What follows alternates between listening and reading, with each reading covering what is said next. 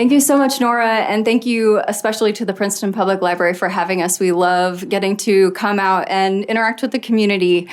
And a special thank you also to Affinity, who sponsors all of our soundtracks talks. We could not do it without them or the library, so we're all in this together. Question for all of you. Is anyone Norwegian in the audience here tonight? Yeah, okay. So I ask, yes, absolutely, Norwegian pride.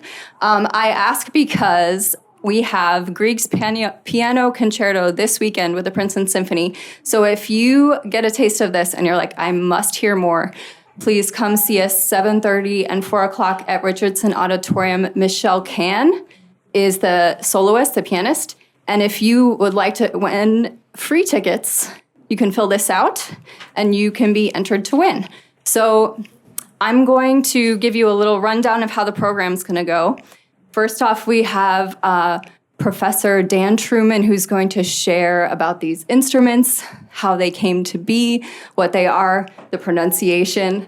And then he will turn it over to Bergamot Quartet so you can hear them in action. They're going to talk a little in between each, maybe right before their last tune. They're going to open it up to you all to ask some questions. So please hold on to your questions till that point.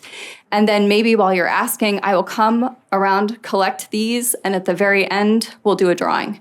Sound good? Good. All right. Please welcome Professor Dan Trueman. Hey. Thank you, Katie, and to the PSO for making this event happen. It's a real pleasure to be here and a real exciting opportunity to share these instruments and to bring the Bergamot Quartet here. I'm going to talk for about 15 minutes before turning it over to the group so you can hear these instruments. I'm going to talk about the instrument. I think it's important to actually get a sense of what the instrument is about in particular. I'm going to tell a little bit of a Grieg story because of the Grieg connection to this weekend's performance. And then I'm going to just, the last part, Project Resonance, is really with the Bergamot Quartet. So that's basically what we're looking at for the next 45 minutes. So the Hardanger fiddle, and there's the pronunciation for you. You can say Hardanger if you like, but Hardanger is how I say it and how I most often hear it. It's as old as the violin itself. It's been around for hundreds of years and sort of developed in parallel to the violin, not really as an offshoot. At least that's the history that we understand. And it's the national instrument of Norway. So it's a culturally really important instrument for Norway. And it's just really beautiful, right? I mean, it's got all this lovely decoration, and it sounds beautiful too, as you'll hear. But it's more than just beautiful. It's actually, there's some really important differences between the Hardanger fiddle and the violin or the fiddle, as you might be familiar with it. So this is a photo of my own Hardanger fiddle, which was made by Hauk Boen, who was one of the premier fiddle players and fiddle makers in Norway in the second half of the 20th century. And I got this fiddle from him in the early 90s. It is beautiful, but you'll notice if we take a close-up here at the scroll that there's some suspicious extra pegs here, right? The violin normally has 4 strings, and we've got 9 pegs here. So what's that all about? And that's kind of gets to the first really important thing about the Hardanger fiddle, is that it has a whole set of extra strings here. They run through the middle of the bridge, and they actually rest on the bridge there. So they get vibrations from the top strings that you bow through the bridge, and they vibrate along, and it runs underneath the fingerboard here. And then comes out the top of the instrument. Here's kind of where the pegs are, and here we are back where all those extra pegs are. So we have 5 strings underneath the fingerboard, and they just sing along as you play. They're just there to provide kind of a beautiful space for you to play in. And as a point of reference, let's compare it to the violin so you can understand a couple other things that are different about the Hardanger fiddle from the violin as we know it. The violin body is slightly bigger than the Hardanger fiddle body. So the body's a little bit smaller in the Hardanger fiddle, and you can see these lines represent the string lengths. So the played string lengths on the Hardanger fiddle are a little bit shorter than on the violin. So all the notes are a little bit closer together for the player. the fiddle is also tuned up. The Hardanger fiddle is tuned up quite a bit higher than the violin. So you can hear the, that's the violin, normal tuning for the violin. So the Hardanger fiddle there, we hear it up quite a bit higher. And also the intervals between the strings, if you're listening closely, are a little bit different. And that's a whole universe for the Hardanger fiddle music where they tune the strings up in lots of different ways. And you'll hear a little bit of that tonight. And actually, let's hear what the understrings sound like on the Hardanger fiddle.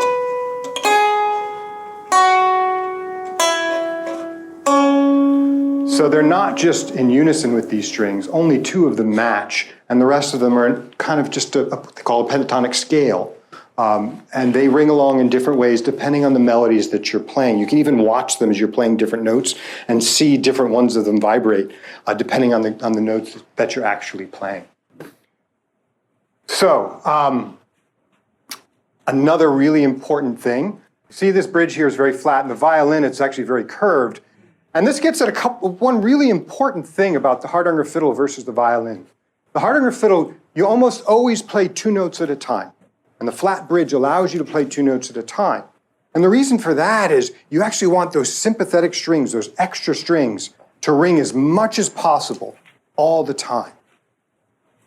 The Hardanger fiddle is really designed to create sort of a beautiful resonant space around the fiddle player and in a fairly small space. It's like typically in like a room smaller than this is where you would hear the Hardanger fiddle.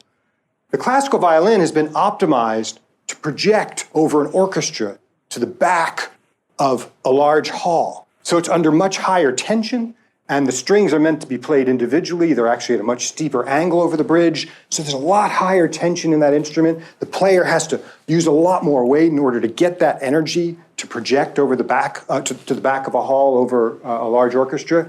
Totally different kind of intention with the Hardanger fiddle, where you just want it to ring as much as possible and give you kind of a nice warm bath of sound. Okay, so those are the key design things about the Hardanger fiddle. Let's actually listen to it. And what we're going to hear right now is a telespringar, which is, a springar is a type of dance from Norway. It's a telespringar because it's from Telemark, a particular valley in Norway. And we're going to hear Hauke Boen, who I mentioned earlier, who made my fiddle. This is a video from the early 1980s, playing for dancing. You'll see this couple dance. And I just want you to listen to the sound of the instrument, see if you can figure out what the dance meter is. It's a little bit crazy what the beats are, and just enjoy it.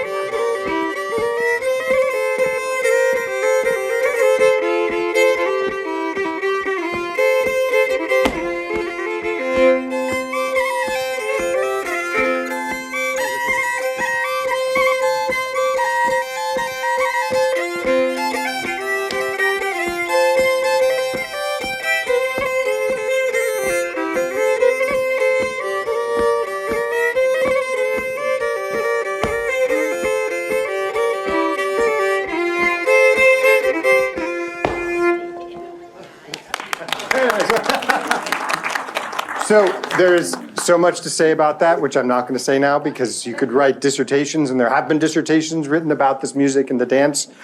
I hope you enjoyed it, but there's so many things about the rhythm, the tuning, the ornamentation, everything that's super interesting and beautiful that I fell in love with about this music some decades ago.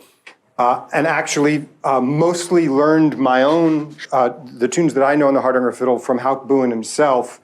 And I want to talk about that a little bit, about how these tunes get transmitted and passed down. And I'm gonna tell a little story about one tune in particular called Jan Vestefé, which is a telespring just like the tune that we just heard, a dance tune like that.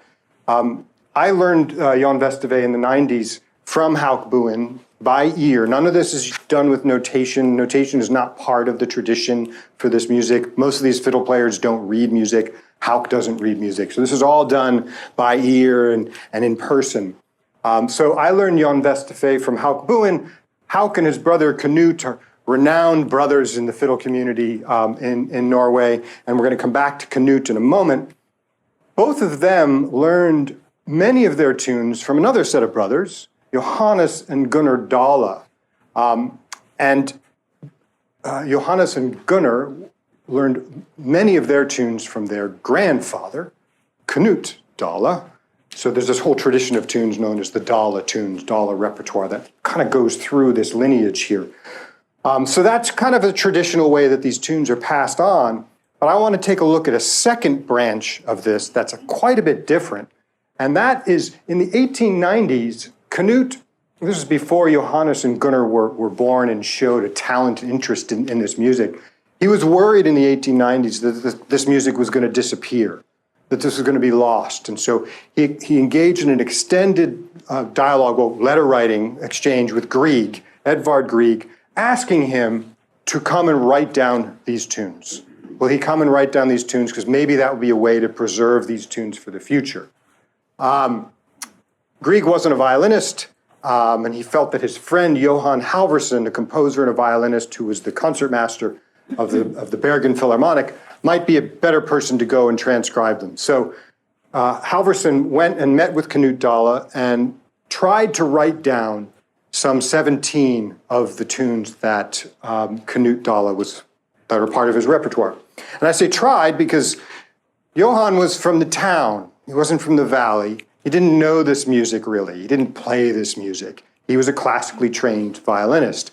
So he was trying to fit into notation something that he didn't know as a dancer or as a fiddle player.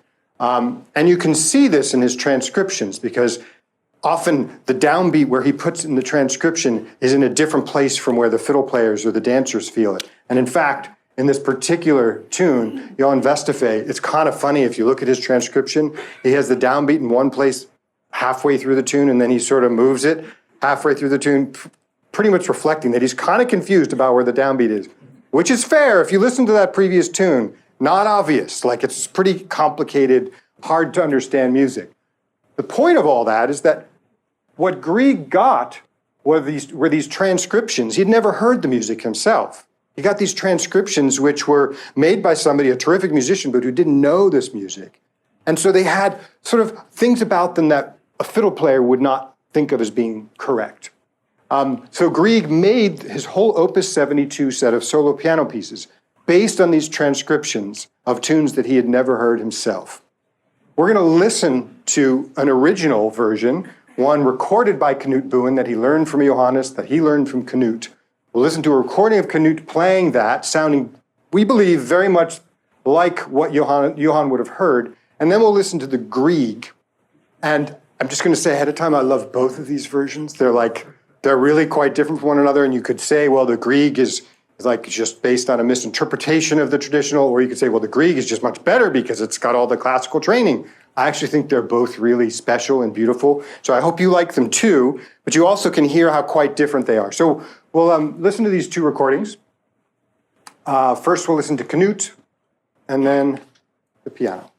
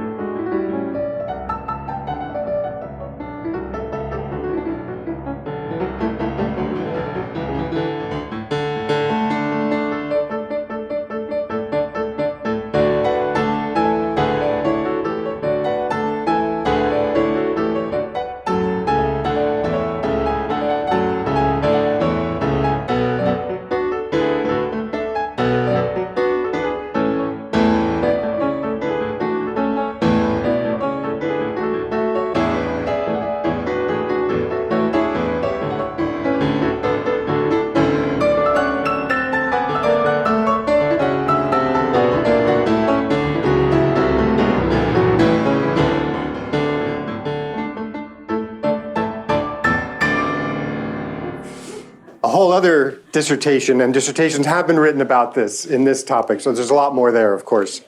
But I'm going to leave it there for now.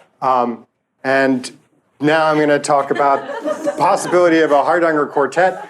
And the reason that this is kind of mind-blowing is that the Hardanger fiddle is traditionally a solo instrument. As you heard in the video, fiddle plays by themselves. They typically don't play together very much. And historically, there has not been a Hardanger viola or a Hardanger cello. It's just not been a thing until about 20, 25 years ago, when Lynn Berg started making Hardanger violas and cellos. He made 5 or 6 of them now. There's Lynn. And here is actually the very first matched Hardanger quartet. The instruments were all made from the same wood and designed to be, you see the patterns on them are the same, and they were designed to be played together. And oh, they're right here in front of you right now. Amazing. So Lynn, I've known Lynn for a while. This is a crazy story, but he donated them to me in the university for us to use because he wanted to keep them together as a set. And I promptly loaned them to the Bergamot Quartet, and they haven't given them back yet. That was about 1.5 years ago. And we've since then been exploring making music together on these instruments, sometimes like Grieg, based on the traditional music, and other times just trying to make new music. And that's really what Project Resonance is about. It's a collaboration between me and the Bergamot Quartet, exploring what kind of music we can make with these beautiful instruments. And so with that, I'm going to turn it over to the Bergamot Quartet so that you can hear them play. And if you guys can say whatever. I don't have anything more to say, so you guys can go ahead and do your thing now, all right? You're going to start with some Norwegian tunes? Yeah. Thank you so much, Dan. I actually learned quite a bit during that as well. We are Bergamot Quartet. This is Lita, Sarah, Irene, and I'm Martine. We are so thrilled to have these instruments and be playing them for you tonight. We will start with a set of 3 Norwegian tunes. The first is Tannlausen, which means toothless, and it is in this Springar rhythm that you heard in the Telespringar video that Dan showed. And the story is that it's about a man who climbs a tree and he falls out and rolls all the way down the hill, which you'll hear in the meter, and loses all his teeth. But he doesn't seem that torn up about it because the tune is quite cheerful. So then we will play a bridal march, which is sort of a moody, dark bridal march. Dan told us that apparently the fiddler who plays this march thinks that he's going to marry the bride, and instead he plays the wedding. So a bit tragic. And we'll finish this set with a third tune that is a Wasserul dance tune and very upbeat.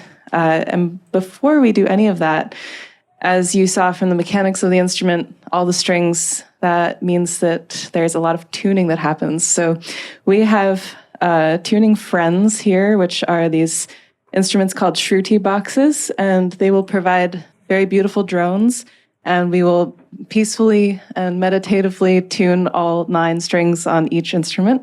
And we invite you to close your eyes, have a peaceful moment as you listen to the tuning.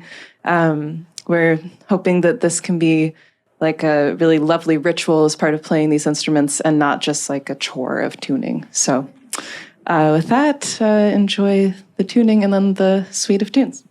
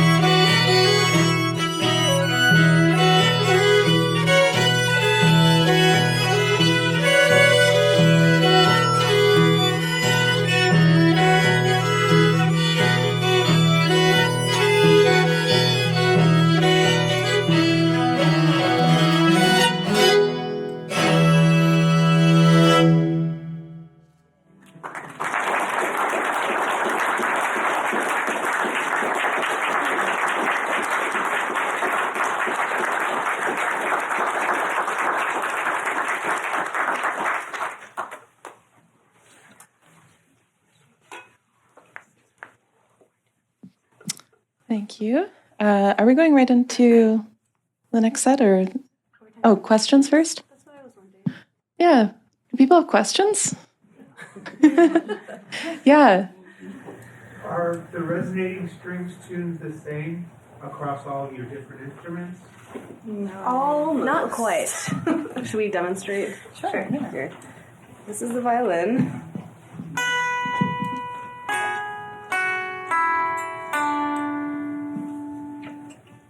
So the two violins are the same, and the lower strings are a little bit different.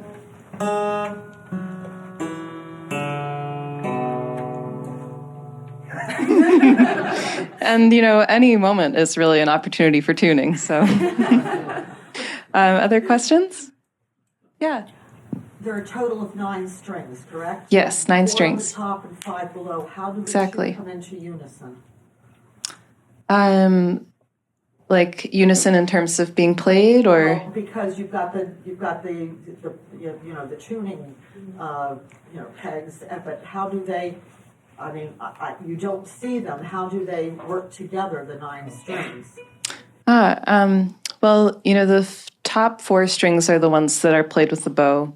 And then the 5 underneath, they are actually just not touched at all, and the ringing comes from sort of the physics of the instrument and the vibrations that happen in the instrument from the action of using the bow or using a finger to pluck the string, and that creates so much resonance within the wood of the instrument that the 5 sympathetic strings ring and make sound sympathetically. And is it my imagination, but when I close my eyes and hear just one Hardanger fiddle, it sounds like almost 2 or 3 instruments playing at one time. That is not your imagination. That's a really insightful comment. It really does give the illusion of multiple voices because of all the resonance and the different strings that are happening, and it's so much different sound at once. Yeah, exactly. Quite a fullness of sound, more so than from one instrument. Yeah. We actually have sometimes noticed that after a long rehearsal of Hardanger Quartet in a small space, that it can lead to a very slight headache. Not a really bad thing, but it can sometimes just really get into your head, I think. Vice versa. We could do a little demo of that, actually. Yeah. It's kind of cool if you play a short attack on the instrument and then dampen the strings that are played on. You still hear the resonance of the understrings. I'm not sure how far away this will be audible, but even if I just tap the body of my instrument, you might be able to hear the strings ringing, even though I haven't actually touched them at all. Did anyone hear that? Yeah.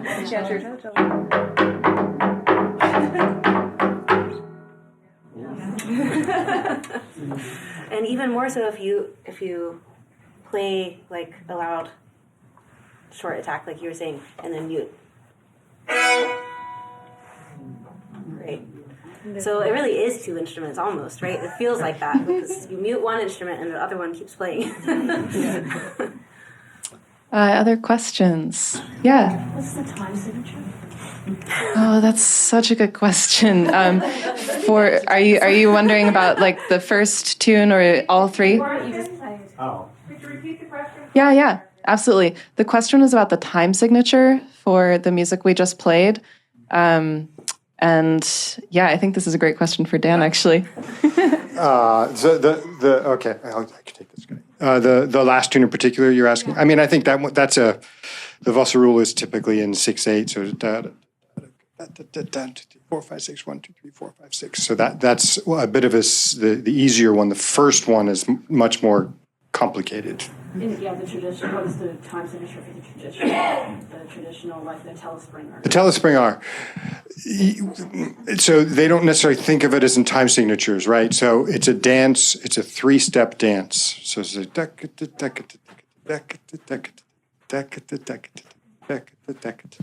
so you might think about it as 9/8 or something like that. But the thing is, it's more than that because, the first beat, you're kind of in the air. And the second beat, you land kind of heavy, and the third beat's kind of a skip. So it's they're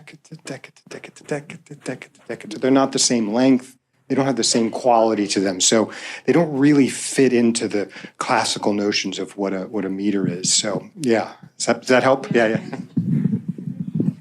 Yeah, the Springer is really something else. I actually just joined the quartet a few months ago, and shortly after I joined, I learned I'd have to learn how to play this instrument, and then I also learned that I'd have to learn what the telespringer was, and I heard they had this like click track that was playing the beats, and it was the most maniacal thing I've ever heard.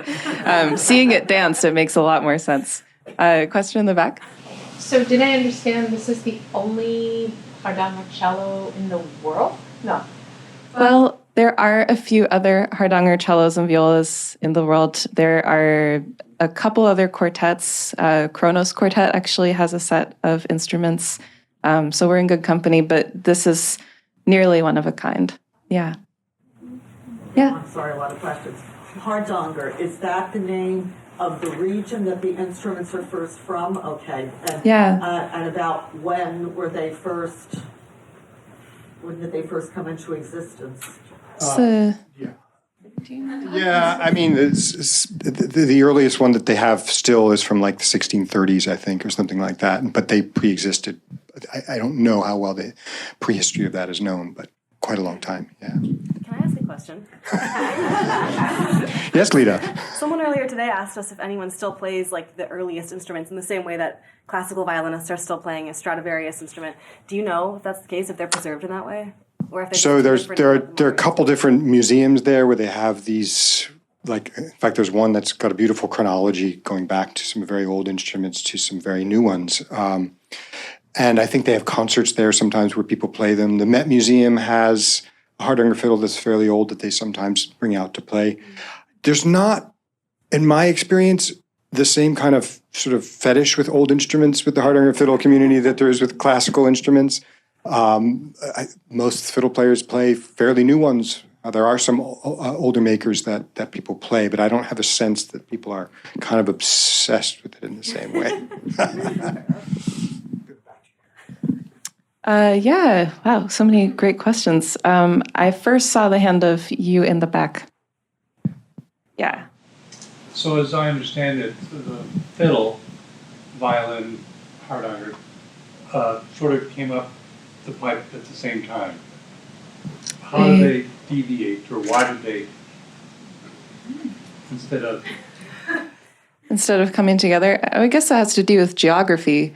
Norway being separate from mainland Europe, but I don't think it's fully known, the answer to that question. And what Martina's saying is really true. The sense of isolation from valley to valley was pretty profound in Norway. Like some of these tunes, even within Norway itself, diverged from one another because they were quite isolated. And so then the connections to whatever Germany or Italy were really quite far. So my understanding is that history in terms of the connections between the two isn't particularly well understood. That's interesting also in terms of Grieg, like what you were saying of him encountering this tune. And I was thinking, well, he was in Norway, couldn't he have gone to hear a Hardanger fiddle? But yeah, it's quite isolated even within Norway. You should stay up here, Dan, because people have questions for you too. Other questions? Yeah, in the... Played, and if you were playing the score, is it you playing the same as traditional, it just sounds different, or you got to play it differently? That's a really good question, actually. We started playing this music from a score. Dan was really kind enough to arrange these tunes in a way where you'll hear that we're not just all four of us playing the tune at the same time. So we did start with a score and eventually realized that it felt quite unnatural to play this music from notated music and that we were missing some kind of key elements of the feel of it. Particularly, you might have seen us doing some foot patterns. That's something that Dan taught us that is part of the traditional way of performing the music. And we learned the tunes by ear and then went the extra mile to memorize the arrangements so that we can play them like this in a way that feels more natural. Yeah. Yes? I'm not a music expert or anything, but if you follow the languages and dialects, for example, in Norway or in the Alps, you have these extreme dialects which are completely different from one valley to the next. So my instinct would be that it would be the geographic isolation that would do that. Because if you ever follow it linguistically in these mountainous regions, the valley, the language is absolutely to the point where you can't understand it from one part of the country to the other. I wanted to say that's totally right here. I was talking about Telespringar. There's a sibling tradition called the Valdres-Springar. There are several, but the Valdres-Springar is, a valley over, and the downbeat is one beat over. Some of the tunes are the same, but and some fiddle players can play both styles. Years ago, I gave up. I was like, I can only do the one, because trying to shift my body and my understanding of these tunes to this other dialect was it was going to be impossible. So it's totally true, just within Norway itself. In the very back. So we talked about tempo. Can you talk a little bit about the tuning system? Because it doesn't quite sound like equal temperament, right? Yeah, absolutely. I realized I'm sort of hogging the mic, so who would like to answer? Yeah. So obviously, the four of us are a little bit newer to this tradition. We rely on Dan a lot for gaining knowledge of the repertoire itself as well as the tradition. I read a book recently by a Norwegian fiddler named Benedict Morseth. I'm not sure how totally to pronounce her name, but she talked about that in the book in a way I found really interesting, and discussed the evolution of the tuning system as having a lot to do with just modernization and an increase in people's abilities to share different types of musics. So a couple hundred years ago, I think that there were a lot of different microtonal sort of modal zones from valley to valley. And you're totally right that there is a lot of microtonal language in there. I don't think it's particularly standardized. It's more of a kind of feel thing. And we've kind of standardized things to a certain extent within the group, just kind of for ease of playing as four people. But once there started to be more instruments available to Norwegian fiddlers, such as the piano or the organ, people started playing in equal temperament. So there's kind of a dialogue between the more microtonal sound feel and equal tempered playing as a result of just sharing different musical styles. So I found that really interesting.